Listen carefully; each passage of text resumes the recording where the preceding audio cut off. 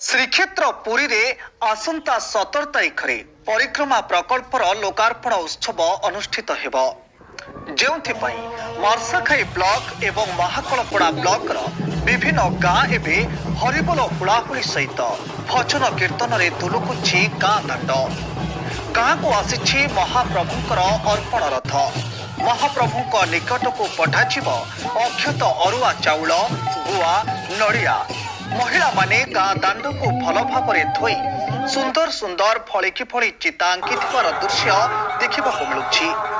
महिला माने महाप्रभु रथ को वंदापना करी आनंदर सहित अरुआ चाउल गुआ नड़िया महाप्रभु निकट को पठाउछंती।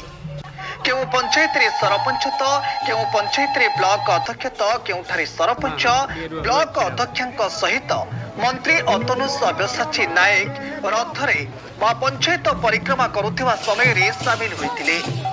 जड़े महिला भावविह्वल सहित कहिसंती दिने भक्त सालबेग ठारू महाप्रभु नड़िया नेइथिले।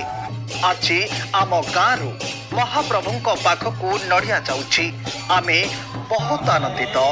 मोर गाँर मौसी मैंने आमर सका उठी दांड पहरी झोटी चिता पकई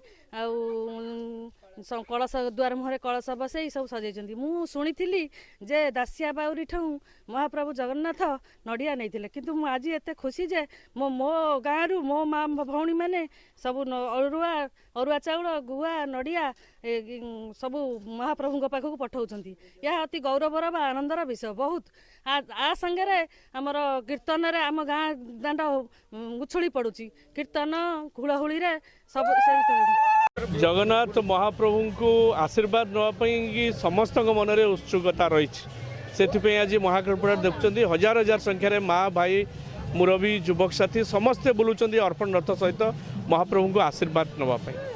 तेणु ये प्रभु लीला आउ कि नुहे प्रभु को आशीर्वाद आम समस्त।